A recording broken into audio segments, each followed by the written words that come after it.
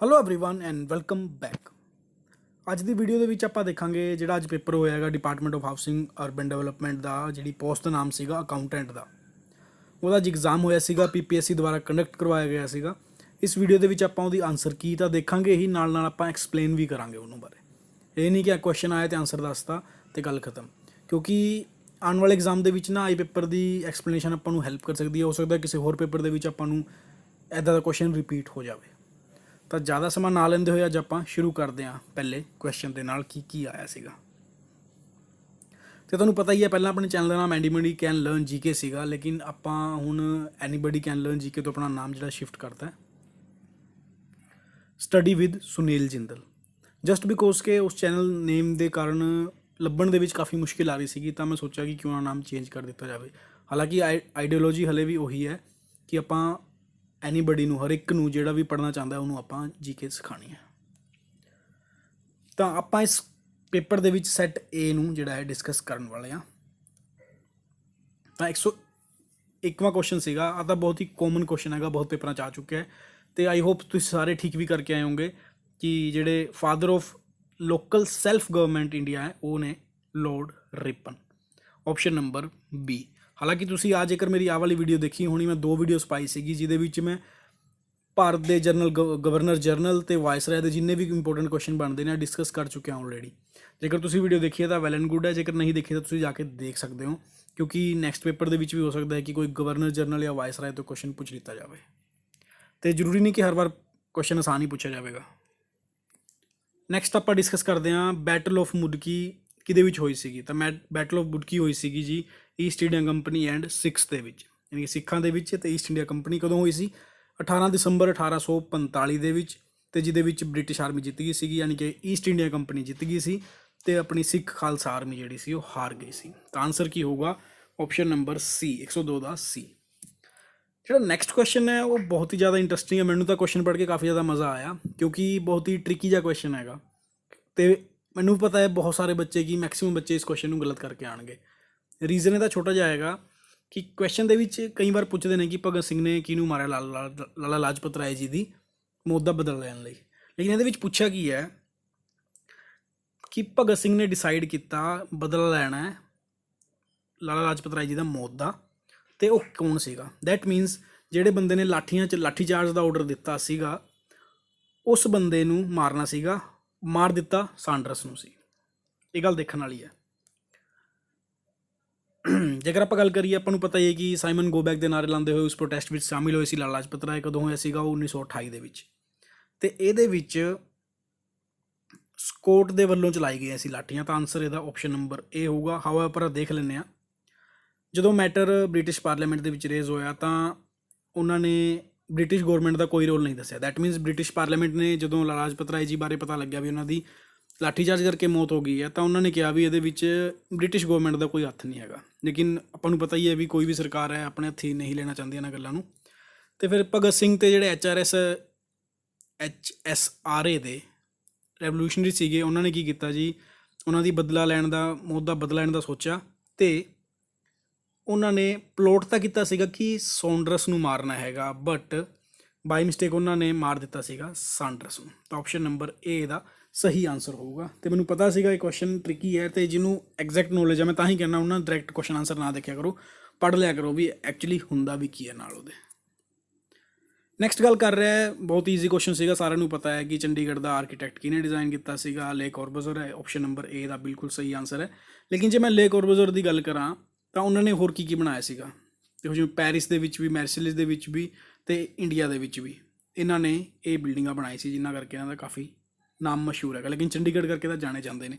ਜੇਕਰ ਮੈਂ ਦੂਜੇ ਦੀ ਗੱਲ ਕਰਾਂ ਪੈਰਿਸ ਜੈਨਰੇਟ ਦੀ, ਉਹਨਾਂ ਨੇ ਚੰਡੀਗੜ੍ਹ ਦਾ ਗਾਂਧੀ ਭਵਨ ਬਣਾਇਆ। ਤਾਂ ਇਹ ਵੀ ਇੰਪੋਰਟੈਂਟ ਹੈ ਜੇ ਚੰਡੀਗੜ੍ਹ ਦੀ ਗੱਲ ਕਰੀਏ ਆਪਾਂ। ਅਤੇ ਜਿਹੜਾ ਜੌਨ ਲੋਕਵੁੱਡ ਕਿਪਲਿੰਗ ਹੈ ਉਹਨਾਂ ਨੇ ਕੁਝ ਖਾਸ ਹੈ ਜੀ ਬਿਲਡਿੰਗ ਬਣਾਈ ਨਹੀਂ ਸੀ, ਕਿਉਂਕਿ ਮੈਂ ਗੂਗਲ 'ਤੇ ਵੀ ਸਰਚ ਕੀਤਾ, ਇਸ ਕਰਕੇ ਮੈਂ ਉਹਨਾਂ ਬਾਰੇ ਡਿਸਕਸ ਨਹੀਂ ਕਰ ਰਿਹਾ। ਲੇਕਿਨ ਐਡਵਿਨ ਲੁਟੀਅਨ ਨੇ ਵੀ ਦਿੱਲੀ ਲਈ ਤਾਂ ਬਹੁਤ ਕੁਝ ਕੀਤਾ। ਜਿਵੇਂ ਮੈਂ ਗੱਲ ਕਰਾਂ ਰਾਸ਼ਟਰਪਤੀ ਭਵਨ ਹੋ ਗਿਆ, ਇੰਡੀਆ ਗੇਟ ਹੋ ਗਿਆ। ਕਈ ਵਾਰ ਆਪਾਂ ਡਿਬੇਟ 'ਚ ਵੀ ਸੁਣਦੇ ਹਾਂ ਕਿ ਲੁਟੀਅਨ ਦੀ ਦਿੱਲੀ ਦੇ ਵਿੱਚ ਆਹ ਹੋਇਆ ਲੁਟੀਅਨ ਦੀ, ਕਿਉਂਕਿ ਇਹਦਾ ਆਰਕੀਟੈਕਟ ਆ ਸੀਗਾ ਅਤੇ ਬਹੁਤ ਵਾਰ ਪੁੱਛਿਆ ਵੀ ਜਾਂਦਾ ਹੈ। ਤਾਂ ਮੈਂ ਚਾਰੋਂ ਤੁਹਾਡੇ ਨਾਲ ਡਿਸਕਸ ਕਰਤੇ। ਤਾਂ ਆਪਣਾ ਆਨਸਰ ਕੀ ਬਣਿਆ ਜੀ? ਆਪਸ਼ਨ ਨੰਬਰ ਏ। ਫਿਰ ਗੱਲ ਕਰਦੇ ਹਾਂ ਰਾਜਕੁਮਾਰੀ ਕੋਚਿੰਗ ਸਕੀਮ। ਤਾਂ ਇਹ ਕਿਸ ਦੇ ਨਾਂ ਦੇ ਉੱਪਰ ਰੱਖਿਆ ਗਿਆ? ਮੋਹਿੰਦਰ ਕੌਰ, ਅੰਮ੍ਰਿਤਾ ਸ਼ੇਰਗਿੱਲ, ਸੋਫੀਆ ਦਲੀਪ ਸਿੰਘ ਜਾਂ ਫਿਰ ਅੰਮ੍ਰਿਤ ਕੌਰ? ਤਾਂ ਇਹ ਹੋਇਆ ਸੀਗਾ ਜੀ ਰਾਜਕੁਮਾਰੀ ਅੰਮ੍ਰਿਤ ਕੌਰ ਦੇ ਨਾਮ ਤੇ 1961 ਦੇ ਵਿੱਚ।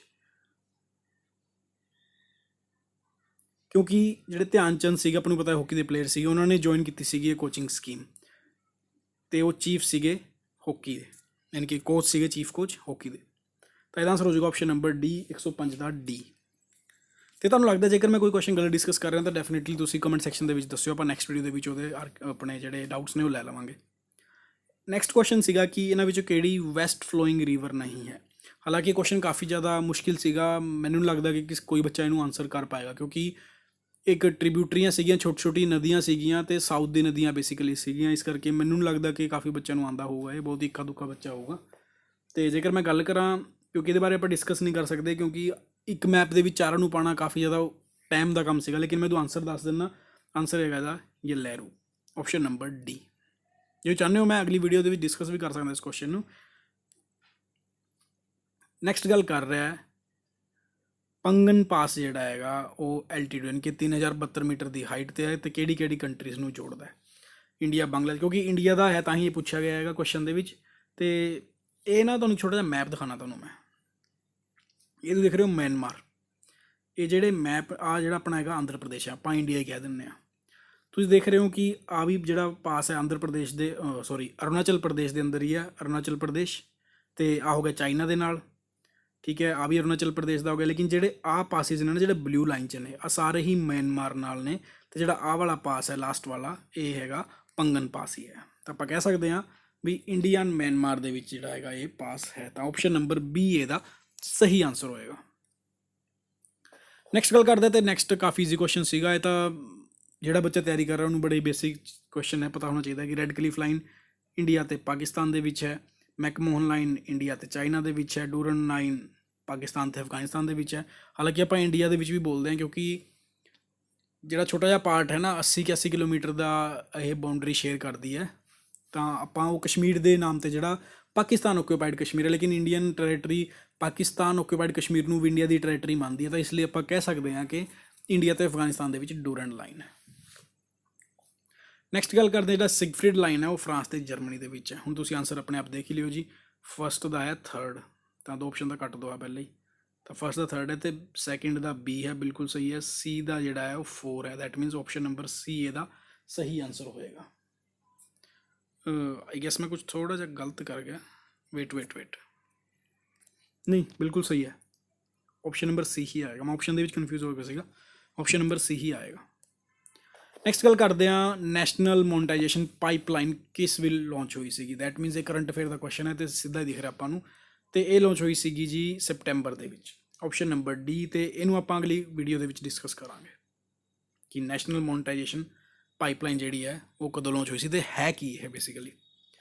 ਨੈਕਸਟ ਗੱਲ ਕਰ ਰਿਹਾ ਵਿਚ ਉਹਦਾ following state is bound by Bay of Bengal in east and state in the state of Karnataka. That means ਉਹ ਕਿਹੜਾ ਸਟੇਟ ਹੈ ਜਿਹਦੇ ਈਸਟ ਦੇ ਵਿੱਚ ਤਾਂ ਬੇ ਆਫ ਬੰਗਾਲ ਪੈਂਦੀ ਹੈ ਅਤੇ ਵੈਸਟ ਦੇ ਵਿੱਚ ਜਿਹੜਾ ਹੈ ਕਰਨਾਟਕਾ ਸਟੇਟ ਪੈਂਦਾ ਹੈ। ਹਾਂ, ਆਪਾਂ ਨਾ ਇੱਕ ਵਾਰ ਸਾਊਥ ਇੰਡੀਆ ਦਾ ਮੈਪ ਕੱਢ ਲੈਂਦੇ ਹਾਂ।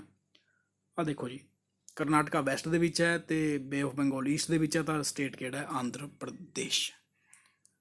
ਤਾਂ ਇਹਦਾ ਆਨਸਰ ਕੀ ਹੋ ਜਾਊਗਾ ਜੀ? Option number D, Andhra Pradesh. ਯਾਨੀ ਕਿ ਜਿਸ ਬੱਚੇ ਦੀ ਕਮਾਂਡ ਮੈਪਸ ਦੇ ਉੱਪਰ ਸਹੀ ਹੈ ਨਾ, ਮੈਂ ਐਕਸਪਰਟਾਈਜ਼ ਵੀ ਨਹੀਂ ਕਹਾਂਗਾ, ਜਿਹਦੀ ਕਮਾਂਡ ਹਲਕੀ ਫੁਲਕੀ ਵੀ ਠੀਕ ਹੈ, ਉਹ ਵੀ ਇਸ ਕੁਐਸਚਨ ਨੂੰ ਆਨਸਰ ਕਰ ਸਕਦਾ ਹੈ। ਨੈਕਸਟ ਗੱਲ ਕਰ ਰਿਹਾ ਦਾ ਲਾਰਜੈਸਟ ਗਲੇਸ਼ੀਅਰ ਇਨ ਦਾ ਵਰਲਡ। ਆਪਾਂ ਨੂੰ ਪਤਾ ਹੈ ਇਹ ਸਟੈਟਿਕ ਜੀਕੇ ਦਾ ਹੈ, ਜਿਹੜਾ ਲੈਂਬਰਟ ਫਿਸ਼ਰ ਗਲੇਸ਼ੀਅਰ ਹੈ ਅੰਟਾਰਕਟਿਕਾ ਦੇ ਵਿੱਚ, ਉਹ ਜਿਹੜਾ ਹੈਗਾ ਲਾਰਜੈਸਟ ਗਲੇਸ਼ੀਅਰ ਹੈ ਵਰਲਡ ਦੇ ਵਿੱਚ। ਨੈਕਸਟ ਕੁਐਸਚਨ ਹੈਗਾ ਅਗਨੀ 4 ਬਾਰੇ ਪੁੱਛਿਆ ਗਿਆ ਸੀ, ਕੁਝ ਸਟੇਟਮੈਂਟ ਦਿੱਤੀ ਗਈ ਸੀ ਕਿ it is a surface to surface missile. ਕਿ ਆਪਾਂ ਨੂੰ ਪਤਾ ਹੈ ਕਿ surface to surface and surface to air missile ਦਾ ਮਤਲਬ ਕੀ ਹੈ? ਦੇਖੋ, ਸਰਫੇਸ ਟੂ ਸਰਫੇਸ ਮਤਲਬ ਹੈ ਕਿ ਉਹ ਲਾਂਚ ਸਰਫੇਸ ਤੋਂ ਕੀਤੀ ਜਾਂਦੀ ਹੈ ਅਤੇ ਸਰਫੇਸ 'ਤੇ ਜਾ ਕੇ ਹੀ ਮਾਰਦੀ ਹੈ, ਜਾਂ ਫਿਰ ਉਹ ਸੀ ਤੋਂ ਵੀ ਕੀਤੀ ਜਾ ਸਕਦੀ ਹੈ, ਕਿਉਂਕਿ ਸੀ ਦੇ ਵਿੱਚ ਵੀ ਆਪਾਂ ਨੂੰ ਇੱਕ ਪਰਟੀਕੂਲਰ ਸਪੇਸ ਦੇ ਉੱਪਰ ਜਾ ਕੇ ਬਣਾਉਣੀ ਪਊਗੀ ਨਾ, ਲਾਂਚ ਕਰਨੀ ਪਊਗੀ। ਤਾਂ ਆਪਾਂ ਕਹਿ ਸਕਦੇ ਹਾਂ ਕਿ ਸਰਫੇਸ ਅਰਥ ਵੀ ਅਤੇ ਸੀ ਵੀ। ਅਤੇ ਸਰਫੇਸ ਟੂ ਏਅਰ ਹੋ ਜਾਂਦਾ, ਦੈਟ ਮੀਨਸ ਉਹ ਏਅਰ ਦੇ ਵਿੱਚ ਜਾ ਕੇ ਕਿਸੇ ਨੂੰ ਟਾਰਗੇਟ ਕਰਦੀ, ਜਿਸ ਏਅਰਕ੍ਰਾਫਟ ਵਗੈਰਾ ਨੂੰ ਮਾਰਦੀ। ਲੇਕਿਨ ਜੇ ਸਰਫੇਸ ਟੂ ਸਰਫੇਸ ਹੈ, ਦੈਟ ਮੀਨਸ ਉਹ ਚਲਾਈ ਵੀ ਸਰਫੇਸ 'ਤੇ ਜਾਊਗੀ ਅਤੇ ਟਾਰਗੇਟ ਹਿੱਟ ਵੀ ਸਰਫੇਸ 'ਤੇ ਕਰੂਗੀ। ਤਾਂ ਜੇ ਕਿ ਇਹ ਜਿਹੜਾ ਇਹਦਾ ਆਪਸ਼ਨ ਹੈ, ਆਪਸ਼ਨ ਨੰਬਰ ਏ ਤਾਂ ਬਿਲਕੁਲ ਸਹੀ ਹੈ। ਨੈਕਸਟ ਗੱਲ ਕਰਦਾ ਇਹਦਾ ਜਿਹੜਾ ਫਿਊਲ ਹੁੰਦਾ ਉਹ ਲਿਕੁਇਡ ਪ੍ਰੋਪਲੈਂਟ ਹੁੰਦਾ, ਲੇਕਿਨ ਲਿਕੁਇਡ ਨਹੀਂ, ਇਹਦਾ ਹੁੰਦਾ ਜੀ ਸੋਲਿਡ। ਤਾਂ ਸਟੇਟਮੈਂਟ ਸੈਕਿੰਡ ਗਲਤ ਹੋ ਗਈ। ਦੈਟ ਮੀਨਸ ਆਪਾਂ ਆਪਸ਼ਨ ਨੰਬਰ ਡੀ ਅਤੇ ਆਪਸ਼ਨ ਨੰਬਰ ਬੀ ਨੂੰ ਕੱਟ ਸਕਦੇ ਹਾਂ। ਹੁਣ ਆਪਣੇ ਕੋਲ ਦੋ ਆਪਸ਼ਨ ਰਹਿ ਗਿਆ, ਤਾਂ 1 ਓਨਲੀ ਹੋਊਗਾ ਜਾਂ ਫਿਰ 1 ਐਂਡ 3 ਹੋਊਗਾ। ਨੈਕਸਟ ਗੱਲ ਕਰ ਰਿਹਾ it can deliver 1 ton nuclear warhead, ਯਾਨੀ ਕਿ ਨਿਊਕਲੀਅਰ ਬੰਬ ਨੂੰ ਇਹ 7500 ਕਿਲੋਮੀਟਰ ਦੂਰ ਸਿੱਟ ਸਕਦਾ ਹੈ। ਹੁਣ ਆਪਾਂ ਨਾ ਰੇਂਜ ਦੀ ਗੱਲ ਕਰ ਲੈਂਦੇ ਹਾਂ, ਕਿਉਂਕਿ ਅਗਨੀ ਕਈ ਤਰ੍ਹਾਂ ਦੀ ਆਈ ਹੋਈ ਹੈ। ਅਗਨੀ 1 ਦੀ ਰੇਂਜ ਹੈ 700-800 ਕਿਲੋਮੀਟਰ, ਸੈਕਿੰਡ ਦੀ ਹੈ 2000 ਤੋਂ ਜ਼ਿਆਦਾ ਮਾਰ ਸਕਦੀ ਹੈ, ਲੇਕਿਨ 2500 ਤੋਂ ਘੱਟ। ਅਗਨੀ 3 ਜਿਹੜੀ ਹੈ ਉਹਦੀ ਰੇਂਜ 2500 ਤੋਂ ਜ਼ਿਆਦਾ ਹੈ, ਲੇਕਿਨ 3500 ਤੋਂ ਘੱਟ। ਲੇਕਿਨ ਜਿਹੜੀ ਅਗਨੀ 4 ਹੈ ਉਹਦੀ ਰੇਂਜ 3500 ਤੋਂ ਜ਼ਿਆਦਾ ਹੈ। 3500 ਜ਼ਿਆਦਾ ਹੈ ਤਾਂ ਠੀਕ ਹੈ, ਲੇਕਿਨ ਇਹਦਾ ਮਤਲਬ ਆ ਨਹੀਂ ਕਿ 7000 ਕਿਲੋਮੀਟਰ ਦੂਰ ਵੀ ਸਿੱਟ ਲਏਗੀ, ਕਿਉਂਕਿ ਅਗਨੀ ਜਿਹੜਾ 5 ਹੈ ਇਹਦਾ ਮਾਡਰਨ ਵਰਜਨ ਹੈ, ਉਹਦੀ ਹੀ ਜਿਹੜੀ ਰੇਂਜ ਹੈ ਉਹ 5000 ਦੀ ਹੈ। ਤਾਂ ਆਪਾਂ ਕਿਵੇਂ ਕਹਿ ਸਕਦੇ ਹਾਂ ਕਿ ਅਗਨੀ ਦੀ ਰੇਂਜ 3500 ਤੋਂ ਜ਼ਿਆਦਾ ਹੈ ਤਾਂ 5000 ਤੋਂ ਵੀ ਜ਼ਿਆਦਾ ਹੋਏਗੀ। ਦੈਟ ਮੀਨਸ ਆਪਸ਼ਨ ਨੰਬਰ 3 ਗਲਤ ਹੈ, ਸੈਕਿੰਡ ਵੀ ਗਲਤ ਹੋ ਗਿਆ। That means option number A 112 the A 1 only will be the right answer. ਅਤੇ ਨੈਕਸਟ ਕੁਐਸਚਨ ਤੋਂ ਜਾਣ ਤੋਂ ਪਹਿਲਾਂ ਜੀ ਮੈਂ ਤੁਹਾਨੂੰ ਦੱਸਦਾ ਕਿ ਆਪਾਂ ਹੁਣ ਨੈਬ ਤਹਿਸੀਲਦਾਰ ਦੇ ਐਗਜ਼ਾਮ ਲਈ ਇੱਕ ਸੀਰੀਜ਼ ਸ਼ੁਰੂ ਕੀਤੀ ਹੋਈ ਹੈ, ਜਿਹਦੇ ਵਿੱਚ ਆਪਾਂ ਹਾਈ ਲੈਵਲ ਕੁਐਸਚਨ ਹੀ ਡਿਸਕਸ ਕਰਦੇ ਹਾਂ। ਫਿਲਹਾਲ ਇਹਦੇ 3 ਸੈੱਟ ਆ ਚੁੱਕੇ ਨੇ, ਆਉਣ ਵਾਲੇ ਟਾਈਮ ਦੇ ਵਿੱਚ ਮੈਂ 20-25 ਸੈੱਟ ਤਾਂ ਇਹਦੇ ਕਵਰ ਕਰਵਾਵਾਂਗਾ ਹੀ ਕਰਵਾਵਾਂਗਾ। ਹਾਲਾਂਕਿ ਅੱਜ ਵੀਡੀਓ ਆਣੀ ਸੀ ਉਹਦੀ, ਬਟ ਮੈਂ ਬਣਾਈ ਨਹੀਂ ਕਿਉਂਕਿ ਅੱਜ ਆਪਣਾ ਪੇਪਰ ਸੀਗਾ, ਤਾਂ ਆਪਾਂ ਡਿਸਕਸ ਕਰਦੇ ਹਾਂ ਆਨਸਰ ਕਿ ਉਹ ਵੀਡੀਓ ਕੱਲ੍ਹ ਅਪਲੋਡ ਹੋ ਜਾਏਗੀ। ਅਤੇ ਇਹਦੀ ਤੁਹਾਨੂੰ ਲਿੰਕ ਜਿਹੜਾ ਡਿਸਕ੍ਰਿਪਸ਼ਨ ਦੇ ਵਿੱਚ ਮਿਲ ਜਾਏਗਾ, ਜਾਂ ਇੱਥੇ ਆਈ ਬਟਨ ਆਏਗਾ ਉੱਥੇ ਮਿਲ ਜਾਊਗਾ। ਤੁਸੀਂ ਦੇਖ ਸਕਦੇ ਹੋ, ਤੁਹਾਡੀ ਨੌਲੇਜ ਵਿੱਚ ਡੈਫੀਨੇਟਲੀ ਵਾਧਾ ਹੋਏਗਾ। ਨੈਕਸਟ ਗੱਲ ਕਰ ਰਿਹਾ ਪ੍ਰੋਜੈਕਟ ਲੂਨ ਦੀ, ਕਿਹਦੇ ਨਾਲ ਐਸੋਸੀਏਟ ਕਰਦਾ। ਬੇਸਿਕਲੀ ਜਿਹੜਾ ਪ੍ਰੋਜੈਕਟ ਲੂਨ ਹੈ ਨਾ, ਇੱਕ ਗੂਗਲ ਦਾ ਪ੍ਰੋਜੈਕਟ ਹੈ, ਜਿਹਦੇ ਵਿੱਚ ਕੀਤਾ ਜਾਊਗਾ ਕਿ ਜਿਹੜੇ 에ਅਰ ਬੈਲੂਨਸ ਨੇ ਉਹਨਾਂ ਨੂੰ ਸਟ੍ਰਾਟੋਸਫੇਅਰ ਵਿੱਚ ਡਿਲੀਵਰ ਕੀਤਾ ਜਾਏਗਾ, ਤਾਂ ਕਿ ਰੂਰਲ ਅਤੇ ਅਨਰਿਜ਼ਰਵਡ ਏਰੀਆਜ਼ ਨੂੰ ਵਾਈਫਾਈ ਐਕਸੈਸ ਮਿਲ ਸਕੇ। ਦੈਟ ਮੀਨਸ ਵਾਈਫਾਈ ਦੀ ਗੱਲ ਕਰ ਰਹੇ ਤਾਂ ਆਪਾਂ ਕਹਿ ਸਕਦੇ ਹਾਂ ਕਿ ਇਹ ਟੈਲੀਕਮਿਊਨੀਕੇਸ਼ਨ ਦੀ ਗੱਲ ਕਰ ਰਿਹਾ ਹੈਗਾ, ਕਮਿਊਨੀਕੇਸ਼ਨ ਦੀ ਗੱਲ ਕਰ ਰਿਹਾ। ਅਤੇ ਵਾਈਫਾਈ ਹੈ ਦੈਟ ਮੀਨਸ ਆ ਵਾਇਰਲੈਸ ਹੈ। ਵਾਈਫਾਈ ਦੀ ਫੁੱਲ ਫਾਰਮ ਤੁਹਾਨੂੰ ਪਤਾ ਹੀ ਹੈ, ਵਾਇਰਲੈਸ ਫਿਡਿਲਿਟੀ ਹੁੰਦਾ, ਅਤੇ ਵਾਈਫਾਈ ਹੈ ਤਾਂ ਵਾਇਰਲੈਸ ਰਹੇਗਾ। That means option number B ਇਹਦਾ ਸਟੀਕ ਆਨਸਰ ਬਣੇਗਾ। ਅਤੇ ਇਹ ਜਿਹੜਾ ਹੈਗਾ ਸੀਗਾ ਅਕਤੂਬਰ 2021 ਦਾ ਕਰੰਟ ਅਫੇਅਰ ਸੀਗਾ ਜੀ। ਕਰੰਟ ਅਫੇਅਰ ਕਾਫੀ ਜ਼ਿਆਦਾ ਪਿੱਛੇ ਦੇ ਪੁੱਛੇ ਹੋਏ ਨੇ। ਨੈਕਸਟ ਗੱਲ ਕਰ ਰਿਹਾ ਦਾ concept of vaccination was first developed by, ਇਹ ਤਾਂ ਕਾਫੀ ਬੇਸਿਕ ਕੁਐਸਚਨ ਸੀਗਾ। ਐਡਵਰਡ ਜੀਨਰ ਆਪਾਂ ਨੂੰ ਪਤਾ ਹੀ ਹੈ, ਜਿਨ੍ਹਾਂ ਨੇ ਕਹਿੰਦੇ ਨੇ ਉਹ ਛੋਟੀ ਮਾਤਾ ਨਿਕਲਿਆ ਕਰਦੀ ਚੇਚਕ ਦੀ ਵੈਕਸੀਨ ਬਣਾਈ ਸੀ ਸਭ ਤੋਂ ਪਹਿਲਾਂ। ਅਤੇ ਤੁਸੀਂ ਕਾਰਲ ਲੈਂਡਸਟੀਨਰ ਦਾ ਨਾਮ ਬਹੁਤ ਵਾਰ ਸੁਣਿਆ ਹੋਣਾ, ਜਿਨ੍ਹਾਂ ਨੇ ਕਿ ਜਿਹੜੇ ਆਪਣੇ ਬਲੱਡ ਗਰੁੱਪ ਹੁੰਦੇ ਨੇ ਨਾ, ਉਹਨਾਂ ਦੇ ਬਾਰੇ ਡਿਸਟ੍ਰਿਬਿਊਟ ਕਰਨ ਦੱਸਿਆ, ਕਿਉਂਕਿ ਆਪਾਂ ਨੂੰ ਪਤਾ ਹੈ ਕਿ ਡਿਫਰੈਂਟ ਆਪਣੇ ਏ ਬੀ ਅਤੇ ਓ, ਇਹ 4 ਜਿਹੜੇ ਨੇ ਬਲੱਡ ਗਰੁੱਪ ਹੁੰਦੇ ਨੇ, ਕਾਰਲ ਲੈਂਡਸਟੀਨਰ ਨੇ ਹੀ ਦੱਸਿਆ ਸੀਗਾ। ਨੈਕਸਟ ਆਪਾਂ ਗੱਲ ਕਰਦੇ ਹਾਂ ਵਰਲਡ ਦਾ ਫਸਟ ਵੂਡ ਸੈਟੇਲਾਈਟ, ਲੱਕੜ ਦਾ ਬਣਿਆ ਸੈਟੇਲਾਈਟ ਜਿਹਦਾ ਨਾਮ ਹੈਗਾ ਵੀਜ਼ਾ ਵੂਡਸਟ, ਵਾਜ਼ ਲਾਂਚਡ ਬਾਏ। ਲਾਂਚ ਕਿੱਧਰੋਂ ਕੀਤਾ ਜਾਏਗਾ, ਲਾਂਚਡ ਬਾਏ ਪੁੱਛਿਆ। ਇਹਦੇ ਵਿੱਚ ਏਜੰਸੀ ਦਾ ਨਾਮ ਵੀ ਪੁੱਛ ਸਕਦੇ ਸੀਗੇ, ਹਾਲਾਂਕਿ ਇਹਨਾਂ ਨੇ ਜਿਹੜੇ ਕੰਟਰੀਜ਼ ਦੇ ਨਾਮ ਦਿੱਤੇ ਹੋਏ ਨੇ, ਕਿਉਂਕਿ ਥੋੜ੍ਹਾ ਜਿਹਾ ਨਾ ਡਿਫਰੈਂਟ ਮੇਲ ਖਾਂਦਾ। ਉਹ ਕਿਵੇਂ, ਕਿਉਂਕਿ ਯੂਰੋਪੀਅਨ ਦੀ ਸਪੇਸ ਏਜੰਸੀ ਨੇ ਪਲਾਨ ਕੀਤਾ ਸੀਗਾ ਕਿ ਇਹਨੂੰ ਆਪਾਂ ਅਰਥ ਔਰਬਿਟ ਦੇ ਵਿੱਚ ਸਿੱਟਾਂਗੇ, ਅਤੇ ਇਹਨੂੰ ਸਿੱਟਿਆ ਕਿੱਧਰੋਂ ਜਾਊਗਾ, ਨਿਊਜ਼ੀਲੈਂਡ ਤੋਂ। ਇਹ ਥੋੜ੍ਹਾ ਜਿਹਾ ਫਰਕ ਹੈ, ਕਿਉਂਕਿ ਨਿਊਜ਼ੀਲੈਂਡ ਅਤੇ ਯੂਰੋਪੀਅਨ ਕੰਟਰੀਜ਼ ਦੇ ਵਿੱਚ ਤੁਸੀਂ ਡਿਫਰੈਂਸ ਦੇਖ ਹੀ ਸਕਦੇ ਹੋ। ਅਤੇ ਇੰਨਾ ਹੀ ਡਿਫਰੈਂਸ ਹੈ ਜਿੰਨਾ ਤੁਸੀਂ ਇਹਦੇ ਵਿੱਚ ਦੇਖ ਰਹੇ ਹੋ, ਇੰਨਾ ਹੀ ਡਿਫਰੈਂਸ ਬਣਦਾ ਕਿ ਯੂਰੋਪੀਅਨ ਕੰਟਰੀਜ਼ ਇੱਧਰ ਨੇ, ਆਪਣਾ ਇੰਡੀਆ ਇੱਧਰ ਆ ਜਾਊਗਾ, ਅਤੇ ਨਿਊਜ਼ੀਲੈਂਡ ਇੱਧਰ ਆਊਗਾ। ਤਾਂ ਇਹਦਾ ਆਨਸਰ ਕੀ ਹੋਊਗਾ ਜੀ, option number D New Zealand. Next ਗੱਲ ਕਰਦੇ ਹਾਂ ਆਪਾਂ ਕੁਐਸਚਨ ਨੰਬਰ 116, ਯਾਨੀ ਕਿ 116ਵੇਂ ਦੀ। ਅਤੇ ਇਹ ਗੱਲ ਕਰਦਾ ਵੀ ਕਰੰਟ ਅਫੇਅਰ ਦਾ ਕੁਐਸਚਨ ਸੀਗਾ ਜੀ। ਅਤੇ food safety and standard authority of India ਨੇ ਕੀ ਕੀਤਾ ਹੈਗਾ, ਜਿਹੜੀ ਇੰਡਸਟਰੀਅਲ ਟਰਾਂਸਫੈਟੀ ਐਸਿਡ ਹੈ ਉਹਨੂੰ 2022 ਦੇ ਲਈ 3% ਕਰ ਦਿੱਤਾ ਗਿਆ ਹੈਗਾ। ਇਹ ਕਾਫੀ ਜ਼ਿਆਦਾ ਮਤਲਬ ਕਿ ਮੈਂ ਕਹਿ ਸਕਦਾ ਕਿ ਬਿਲਕੁਲ ਹੀ ਡੀਪ ਨੌਲੇਜ ਹੋਣੀ ਚਾਹੀਦੀ, ਆਪਾਂ ਤਾਂ ਹੀ ਇਹਦਾ ਆਨਸਰ ਦੇ ਪਾਵਾਂਗੇ, ਕਿਉਂਕਿ ਜਨਵਰੀ 2021 ਤੋਂ ਨਾ 3% ਕਿਹਾ ਸੀਗਾ, ਅਤੇ ਜਨਵਰੀ 2022 ਤੋਂ 2% ਕਿਹਾ ਸੀਗਾ। ਦੈਟ ਮੀਨਸ ਜੇਕਰ ਇੱਥੇ ਜਨਵਰੀ 2021 ਹੁੰਦਾ ਤਾਂ ਇਹਨੂੰ ਆਪਾਂ ਸਹੀ ਮੰਨ ਲੈਂਦੇ, ਕਿਉਂਕਿ ਜਿਹੜਾ ਇੰਡਸਟਰੀਅਲ ਟਰਾਂਸਫੈਟੀ ਐਸਿਡ ਹੈ ਉਹਦੀ ਅਮਾਊਂਟ ਦੇ ਬਾਰੇ ਗੱਲ ਕੀਤੀ ਸੀ ਵੀ ਕਿੰਨੇ % ਪਾ ਸਕਦੇ ਹਾਂ, ਅਤੇ ਕਿਸ ਈਅਰ 'ਚ ਕਿਹੜੀ ਪਾ ਸਕਦੇ ਹਾਂ। ਤਾਂ 3% ਤਾਂ ਸੀਗੀ 2021 ਲਈ, ਅਤੇ 2% ਸੀ 2022 ਲਈ। ਦੈਟ ਮੀਨਸ ਜੇਕਰ ਇੱਥੇ 2% ਹੁੰਦਾ ਤਾਂ ਇਹ ਸਹੀ ਹੁੰਦਾ, ਜਾਂ ਫਿਰ ਇੱਥੇ 21 ਹੁੰਦਾ ਤਾਂ ਵੀ ਸਹੀ ਹੁੰਦਾ। ਦੈਟ ਮੀਨਸ ਆਪਸ਼ਨ ਨੰਬਰ ਏ ਤਾਂ ਗਲਤ ਹੈ ਜੀ। ਆਪਾਂ ਕਰ ਸਕਦੇ ਹਾਂ ਕਿ 4th ਅਤੇ ਇਹ ਤਾਂ ਬਿਲਕੁਲ ਹੀ ਗਲਤ ਹੋ ਗਏ। ਨੈਕਸਟ ਆਪਾਂ ਗੱਲ ਕਰਦੇ ਹਾਂ permissible amount of trans fatty acid in till 2021 was 5% as per regulatory 2021, ਮੈਂ ਹੁਣੇ ਤੁਹਾਨੂੰ ਦੱਸ ਕੇ ਹਟਿਆ ਸੀਗਾ। ਦੇਖੋ 3% 2021 ਲਈ, 2% 2022 ਲਈ। ਇੱਥੇ 2022 ਲਈ ਇਹਨਾਂ ਨੇ 3% ਕਰਤਾ, ਜਿਹੜਾ ਕਿ 2% ਸੀਗਾ। ਅਤੇ ਆ ਕਹਿ ਰਿਹਾ ਕਿ 21 ਤੱਕ ਸੀਗਾ 5%। 21 ਤੱਕ ਤਾਂ ਮੈਂ ਪਹਿਲਾਂ ਹੀ ਕਹਿ ਰਿਹਾ 3% ਸੀਗਾ। ਦੈਟ ਮੀਨਸ ਦੋਨੋਂ ਹੀ ਸਟੇਟਮੈਂਟ ਗਲਤ ਹੋ ਜਾਂਦੀਆਂ ਨੇ। ਦੈਟ ਮੀਨਸ ਕਿ ਫਸਟ ਅਤੇ ਸੈਕਿੰਡ ਜਿੱਥੇ ਲਿਖਿਆ ਹੋਇਆ ਗਲਤ ਹੈ। ਦੈਟ ਮੀਨਸ ਥਰਡ ਅਤੇ ਫੋਰਥ ਜਿਹੜੀ ਹੈ ਉਹ ਆਪਣੇ ਆਪ ਸਹੀ ਹੋ ਗਈ ਜੀ। ਆਪਾਂ ਇੱਦਾਂ ਵੀ ਆਪਸ਼ਨ ਐਲੀਮੀਨੇਟ ਕਰ ਸਕਦੇ ਹਾਂ ਜੇਕਰ ਆਪਾਂ ਨੂੰ ਨਹੀਂ ਪਤਾ ਹੁੰਦਾ।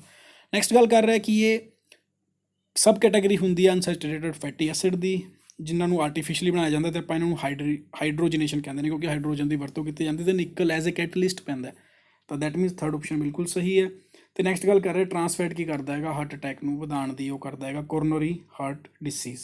ਆ ਦੇਖੋ ਜੀ, ਇਹ ਪਾਰਸ਼ਲੀ ਹਾਈਡਰੋਜਨੇਟਡ ਹੁੰਦੇ ਨੇ, ਮੈਂ ਹੁਣੀ ਦੱਸ ਕੇ ਹਟਿਆ। ਅਤੇ ਜਿਹੜੇ ਤਾਂ ਐਜ਼ ਇਟ ਇਜ਼ ਲਾਈਨ ਚੱਕ ਕੇ ਪਾਈ ਹੋਈ ਹੈ, ਦੇਖ ਸਕਦੇ ਹੋ ਤੁਸੀਂ। ਤਾਂ ਆਨਸਰ ਹੋ ਜਾਊਗਾ third and fourth, option number C, ਯਾਨੀ ਕਿ 116 ਦਾ ਆਨਸਰ ਸੀ। ਨੈਕਸਟ ਆਪਾਂ ਗੱਲ ਕਰਦੇ ਹਾਂ 117 ਦੀ। 117 ਵੀ ਕਰੰਟ ਅਫੇਅਰ ਦਾ ਕੁਐਸਚਨ ਸੀਗਾ। ਇਹ ਫਰਵਰੀ 2022 ਦਾ ਸੀਗਾ। ਕਹਿ ਰਿਹਾ ਕਿ ਜਿਹੜਾ ਭਾਰਤ ਡਾਇਨਾਮਿਕਸ ਲਿਮਟਿਡ ਹੈ ਉਹਨੂੰ ਮਿਲਨ 2T anti tanks guided missile ਹੈ, ਜਿਹੜਾ ਮਿਨਿਸਟਰੀ ਆਫ ਡਿਫੈਂਸ ਨੇ ਦੱਸਿਆ ਰੀਸੈਂਟਲੀ, ਯਾਨੀ ਕਿ ਡੀਲ ਹੋਈ ਹੈ। BDL ਦੇ ਨਾਲ ਨਾ ਕਾਫੀ ਸਾਰੀ ਡੀਲਾਂ ਹੋਈਆਂ ਨੇ ਅਤੇ ਉਹਦੇ ਵਿੱਚ ਮਿਲਨ 2T ਵੀ ਸ਼ਾਮਲ ਹੈ। ਦੈਟ ਮੀਨਸ ਇਹ ਆਪਸ਼ਨ ਤਾਂ ਬਿਲਕੁਲ ਸਹੀ ਹੈ ਜੀ। ਨੈਕਸਟ ਗੱਲ ਕਰ ਰਿਹਾ ਜਿਹੜਾ ਹੈੱਡਕੁਆਟਰ ਹੈ ਉਹ ਇਹਦਾ ਵਿਸ਼ਾਖਾਪਟਨਮ ਦੇ ਵਿੱਚ ਹੈ। ਬੇਸਿਕਲੀ ਇਹਦਾ ਹੈੱਡਕੁਆਟਰ ਜਿਹੜਾ ਵਿਸ਼ਾਖਾਪਟਨਮ ਦੇ ਵਿੱਚ ਨਹੀਂ ਹੈਗਾ ਜੀ, ਹੈਦਰਾਬਾਦ ਦੇ ਵਿੱਚ ਹੈਗਾ। ਦੈਟ ਮੀਨਸ ਆਪਸ਼ਨ ਨੰਬਰ 2 ਗਲਤ ਹੋ ਜਾਊਗਾ। ਅਤੇ ਜਿੱਥੇ ਵੀ 2 ਆਉਂਦਾ ਉਹ ਸਾਰੇ ਗਲਤ ਹੋ ਗਏ। ਆ ਵੀ ਕੱਟ ਗਈ ਜੀ, ਆ ਵੀ ਕੱਟ ਗਈ ਅਤੇ ਆ ਵੀ ਕੱਟ ਗਈ, ਯਾਨੀ ਕਿ ਫਸਟ ਐਂਡ ਥਰਡ ਠੀਕ ਹੋਏਗਾ। ਬਿਕੋਜ਼ ਜਿਹੜੇ ਕਾਮਰੇਡ ਕਮਾਂਡਰ ਸਿਧਾਰਥ ਮਿਸ਼ਰਾ ਨੇ ਉਹ ਰਿਟਾਇਰ ਹੋ ਚੁੱਕੇ ਨੇ, ਉਹ ਚੇਅਰਮੈਨ ਅਤੇ MD ਨੇ ਇਹਦੇ, ਕਿਉਂਕਿ ਇੱਕ ਗੌਰਮੈਂਟ ਆਰਗੇਨਾਈਜੇਸ਼ਨ ਹੈ। That means option number first and second third statement ਸਹੀ ਹੈ ਤਾਂ ਸੈਕਿੰਡ ਗਲਤ ਹੈ, ਤਾਂ ਆਪਸ਼ਨ ਨੰਬਰ C ਇਹਦਾ ਰਾਈਟ ਆਨਸਰ ਹੋ ਜਾਏਗਾ। ਨੈਕਸਟ ਗੱਲ ਕਰਦੇ ਹਾਂ ਜਿਹੜੇ ਸਟੂਡੈਂਟ ਕ੍ਰਿਕਟ ਦੇ ਫੈਨ ਨੇ ਉਹਨਾਂ ਨੂੰ ਤਾਂ ਪਤਾ ਹੀ ਹੋਣਾ ਇਸ ਕੁਐਸਚਨ ਦਾ ਆਨਸਰ। ਹਾਲਾਂਕਿ ਫਿਰ ਵੀ ਮੈਂ ਡਿਸਕਸ ਕਰਾਂਗਾ ਜਿਨ੍ਹਾਂ ਨੂੰ ਨਹੀਂ ਪਤਾ ਕ੍ਰਿਕਟ ਦੇ ਬਾਰੇ, ਕਿ ਜਿਹੜਾ ਲਾਸਟ ਈਅਰ ਵਰਲਡ ਕੱਪ ਹੋਇਆ ਸੀਗਾ T20 ਮੈਨਸ, ਉਹ ਇੰਡੀਆ ਦੇ ਵਿੱਚ ਹੈਲਡ ਹੋਇਆ ਸੀਗਾ ਐਜ਼ BCCI ਹੋਸਟਡ ਦਾ ਇਵੈਂਟ। ਦੇਖੋ ਜੀ ਇਹ ਗੱਲ ਬਿਲਕੁਲ ਸਹੀ ਹੈ, ਲੇਕਿਨ ਥੋੜ੍ਹਾ ਜਿਹਾ ਫਰਕ ਹੀ ਹੈ ਕਿ ਇੰਡੀਆ ਦੇ ਵਿੱਚ ਨਹੀਂ ਹੋਇਆ, ਇਹ UAE ਦੇ ਵਿੱਚ ਹੋਇਆ ਸੀਗਾ, ਦੁਬਈ ਅਬੂ ਧਾਬੀ ਦੇ ਸਟੇਡੀਅਮ ਦੇ ਵਿੱਚ। ਹੋਣਾ ਇੰਡੀਆ ਦੇ ਵਿੱਚ ਹੀ ਹੋਇਆ ਸੀਗਾ ਕਿਉਂਕਿ BCCI ਨੇ ਹੀ ਹੋਸਟ ਕੀਤਾ ਸੀਗਾ। ਜਸਟ ਬਿਕੋਜ਼ ਆਫ ਕੋਵਿਡ ਇਹਨੂੰ ਇੰਡੀਆ ਤੋਂ ਅਬੂ ਧਾਬੀ ਯਾਨੀ ਕਿ UAE ਸ਼ਿਫਟ ਕਰ ਦਿੱਤਾ ਗਿਆ ਸੀਗਾ, ਲੇਕਿਨ ਹੋਸਟ BCCI ਨੇ ਹੀ ਕਰਾਇਆ ਸੀਗਾ। ਇੱਥੇ ਬਸ ਹਲਕਾ ਜਿਹਾ ਡਿਫਰੈਂਸ ਹੈ। ਬਾਕੀ ਦਾ ਸੈਕਿੰਡ ਸਟੇਟਮੈਂਟ ਤਾਂ ਬਿਲਕੁਲ ਸਹੀ ਹੈ ਕਿ ਆਸਟ੍ਰੇਲੀਆ ਨੇ 8 ਵਿਕਟਾਂ ਤੋਂ ਹਰਾਇਆ ਸੀਗਾ ਨਿਊਜ਼ੀਲੈਂਡ ਨੂੰ। That means option number B। ਇਹਦੇ ਦੁਬਈ ਆ ਜਾਂਦਾ ਫਿਰ ਵੀ ਸ਼ਾਇਦ ਆਪਾਂ ਕਨਫਿਊਜ਼ ਹੋ ਸਕਦੇ ਸੀਗੇ। 119ਵਾਂ ਕਹਿ ਰਿਹਾ ਕਿ ਕਿਹੜੀ ਸਿਟੀ ਨੂੰ ਦਿੱਤਾ ਗਿਆ ਹੈਗਾ cleanest city of India for the 5th consecutive year, ਯਾਨੀ ਕਿ ਹਰ ਸਾਲ ਸਵੱਛ ਸਰਵੇਖਣ ਅਵਾਰਡ ਆਉਂਦੇ ਨੇ ਲਗਾਤਾਰ 5ਵੀਂ ਵਾਰ। ਆ ਵੀ ਕਾਫੀ ਜ਼ਿਆਦਾ ਇੰਪੋਰਟੈਂਟ ਅਤੇ ਬੇਸਿਕ ਕੁਐਸਚਨ ਸੀਗਾ ਕਿਉਂਕਿ ਇੰਦੌਰ ਹੀ ਹਰ ਵਾਰ ਜਿਹੜਾ ਹੈ ਇਹ ਅਵਾਰਡ ਜਿੱਤਦਾ ਆ ਰਿਹਾ ਹੈ। ਤਾਂ ਆਪਸ਼ਨ ਨੰਬਰ 19 ਦਾ ਸੀਗਾ, ਆਪਸ਼ਨ ਨੰਬਰ D 119 ਦਾ ਆਨਸਰ। ਨੈਕਸਟ ਤੋਂ ਜਾਣ ਤੋਂ ਪਹਿਲਾਂ ਜੀ ਲਾਸਟ ਕੁਐਸਚਨ ਆਪਾਂ ਡਿਸਕਸ ਕਰ ਰਹੇ ਹਾਂ। ਤੁਸੀਂ ਜੇਕਰ ਹਲੇ ਫੋਲੋ ਨਹੀਂ ਕੀਤਾ ਤਾਂ ਫੋਲੋ ਕਰਿਓ। ਤੁਹਾਨੂੰ ਜਿਹੜੀ ਵੀ ਸਹਾਇਤਾ ਚਾਹੀਦੀ ਹੈ ਤੁਸੀਂ ਮੈਨੂੰ ਇਹਨਾਂ ਸੋਸ਼ਲ ਮੀਡੀਆ ਪਲੇਟਫਾਰਮ 'ਤੇ ਹੈਂਡਲ ਕਰਕੇ ਫੋਲੋ ਕਰਕੇ ਤੁਸੀਂ ਮੈਨੂੰ ਪੁੱਛ ਸਕਦੇ ਹੋ, ਕਿਉਂਕਿ ਇਹ ਤਿੰਨੋਂ ਹੀ ਸੋਸ਼ਲ ਮੀਡੀਆ ਪਲੇਟਫਾਰਮ ਮੈਂ ਆਪ ਯੂਜ਼ ਕਰਦਾ। ਤੁਹਾਨੂੰ ਲਿੰਕ ਡਿਸਕ੍ਰਿਪਸ਼ਨ ਦੇ ਵਿੱਚ ਮਿਲ ਜਾਏਗਾ। ਅੱਜ ਦੀ ਵੀਡੀਓ ਦਾ ਲਾਸਟ ਕੁਐਸਚਨ ਗੱਲ ਕਰ ਰਿਹਾ ਚੀਫ ਇਕਨੋਮਿਕ ਐਡਵਾਈਜ਼ਰ ਕੀ ਕਰਦਾ ਹੈਗਾ, department of economic affair the economic division ਨੂੰ ਹੈਡ ਕਰਦਾ, ਜੋ ਕਿ ਬਿਲਕੁਲ ਸਹੀ ਹੈ ਜੀ। ਅਤੇ ਇਹ ਜਿਹੜਾ ਹੈਗਾ ਇੱਕ ਫ਼ਰਕ ਹੀ ਹੁੰਦਾ ਹੈਗਾ ਬਜਟ ਅਤੇ ਇਕਨੋਮਿਕਸ ਕਿਉਂਕਿ ਜਿਹੜਾ ਚੀਫ ਇਕਨੋਮਿਕ ਐਡਵਾਈਜ਼ਰ ਹੁੰਦਾ ਹੈ ਉਹ ਇਕਨੋਮਿਕ ਸਰਵੇ ਲੈ ਕੇ ਆਉਂਦਾ ਹੈਗਾ ਅਤੇ ਬਜਟ ਜਿਹੜੀ ਹੈ ਗੌਰਮੈਂਟ ਪੇਸ਼ ਕਰਦੀ ਹੈ। ਫ਼ਰਕ ਸਿਰਫ ਇੰਨਾ ਹੀ ਹੈ ਕਿ ਬਜਟ ਜਿਹੜਾ ਹੈਗਾ ਉਹ ਅਪਕਮਿੰਗ ਈਅਰ ਲਈ ਆਪਾਂ ਅਨੁਮਾਨ ਲਾ ਕੇ ਪੇਸ਼ ਕਰਦੇ ਹਾਂ, ਅਤੇ ਜਿਹੜਾ ਇਕਨੋਮਿਕ ਸਰਵੇ ਹੁੰਦਾ ਹੈ ਉਹ ਜਿਹੜਾ ਕਰੰਟ ਈਅਰ ਜਿਹੜਾ ਪਿਛਲਾ ਵਿੱਤਾ ਸਾਲ ਹੁੰਦਾ ਹੈ, ਫਾਈਨੈਂਸ਼ੀਅਲ ਈਅਰ ਦੀ ਗੱਲ ਕਰ ਰਿਹਾ ਮੈਂ, ਤਾਂ ਉਹਦੇ ਬਾਰੇ ਦੱਸਦਾ ਹੁੰਦਾ ਕਿ ਗੌਰਮੈਂਟ ਦਾ ਇਹ ਚੀਜ਼ਾਂ ਕੀਤੀਆਂ ਇਸ ਸਾਲ ਦੇ ਵਿੱਚ। ਫਿਰ ਗੱਲ ਕਰਦਾ ਹੈ ਇਕਨੋਮਿਕ ਡਿਵੀਜ਼ਨ ਕੀ ਕਰਦੀ ਹੈ, ਜਿਹੜੀ ਇਹਦੇ ਅੰਡਰ ਆਉਂਦੀ ਹੈ ਡਿਪਾਰਟਮੈਂਟ ਆਫ ਇਕਨੋਮਿਕ ਅਫੇਅਰ, ਉਹ ਡੋਮੈਸਟਿਕ ਅਤੇ ਇੰਟਰਨੈਸ਼ਨਲ ਇਕਨੋਮਿਕ ਟ੍ਰੈਂਡ ਨੂੰ ਜਿਹੜਾ ਹੈਗਾ ਐਗਜ਼ਾਮਿਨ ਕਰਦੀ ਹੈ, ਜੋ ਕਿ ਬਿਲਕੁਲ ਸਹੀ ਹੈ। ਯਾਨੀ ਕਿ ਫਸਟ ਐਂਡ 2 ਤਾਂ ਆਉਣਾ ਹੀ ਚਾਹੀਦਾ। ਫਸਟ ਐਂਡ 2 ਕਿਹਦੇ ਵਿੱਚ ਨਹੀਂ ਹੈਗਾ ਜੀ, ਸਿਰਫ ਇਹਦੇ ਵਿੱਚ ਨਹੀਂ ਹੈਗਾ, ਤਾਂ ਆਪਸ਼ਨ ਨੰਬਰ B ਕੱਟ ਸਕਦੇ ਹਾਂ।